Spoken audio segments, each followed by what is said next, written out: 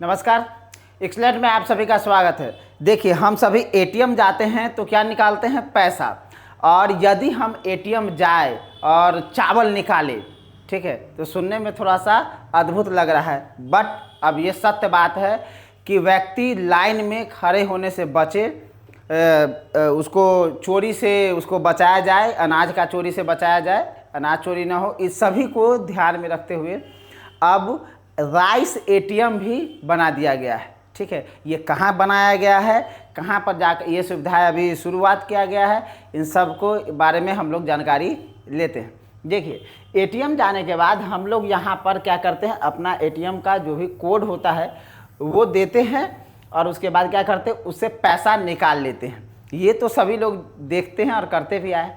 लेकिन जब हम एटीएम जाएंगे और एटीएम जाने के बाद वहाँ हमें यदि चावल लेना है, जैसे अभी देखते हैं कोटा में जाकर के आदमी क्या करता है, चावल लेता है, जहाँ पर अभी डीलर सब जाकर के चावल जो देता है समाज में, तो हर एक पंचायत में जो ऐसे मिलता है, तो यहाँ पर क्या करेंगे, इसको ख़त्म करने के लिए ये एटीएम बना दिया गया है। ठीक है, ये कहाँ बना है? तो ये बना है भारत के उड़ीसा राज्य में। कहाँ बना है? उड़ीसा। ये उड़ीसा में बना है। उड़ीसा की राजधानी भुवनेश्वर के मंचेश्वर इलाके में राइस एटीएम बना दिया गया। यहाँ पर जाकर के यदि आप चाहते हैं कि भीड़ में हम न खड़े हों, तो वहाँ पर जाकर के जो है आदमी अपना हिस्से का चावल निकाल सकता है और निकालता भी। समझे?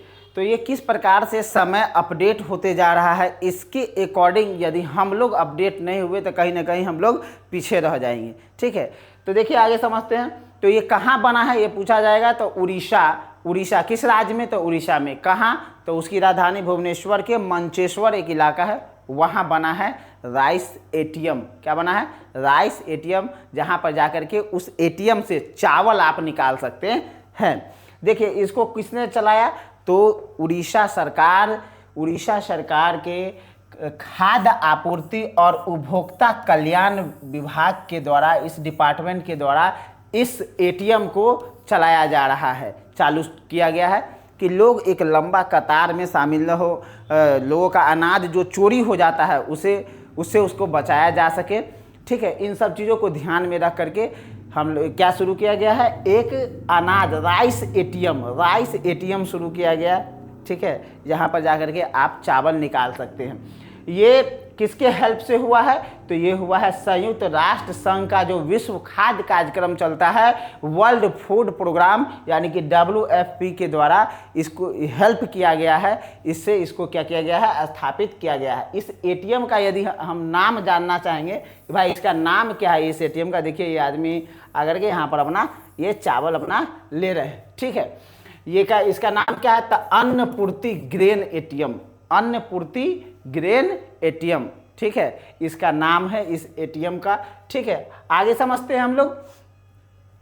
अब समझेंगे हम लोग कि भाई ये सर्विस कैसे देता है। ये एटीएम जो है, यहाँ देखिए चावल लिया जा रहा है, ये सर्विस कैसे, मतलब कि किस प्रकार का है। यहाँ हो सकता है कि दिन में देता हो, रात में बंद रहता हो, ऐसा नहीं है। जैसे पैसा आप 24 आवर निकाल सकते हैं, 7 दिन, सेम सुविधा यहाँ इस एटीएम में भी है। यानी कि आप 24 आवर्स ये कभी भी जाकर के इससे क्या कर सकते हैं, राइस ले सकते हैं, चावल अपने हिस्से का निकाल सकते हैं। मान लीजिए कोई आदमी बहुत बिजी है और घर पर समय नहीं दे पाया और चावल ख़त्म हो गया, तो उधर से मान लीजिए मार्केट से आ रहा है, एटीएम से निकाल लेगा, चला आएगा। समझ में आ गया? अपने हिस्से का ये ऐसे का। अब फिर काम कैसे करेगा भाई, ये वर्क कैसे करता है? तो ये वर्क करता है आपको फिंगरप्रिंट पर, जैसे जानते हैं, यहाँ पर जाइए, कार्ड सबको राशन कार्ड नंबर देंगे। इसमें नंबर देने के बाद क्या होगा, इसमें अपना थंब देंगे। ठीक है, जो पहचान का होता है, पहचान 3 तरीका से आदमी का होता है। एक तो थंब देता है, जैसे आप अंगूठा लगा आधार से पैसा निकालते हैं,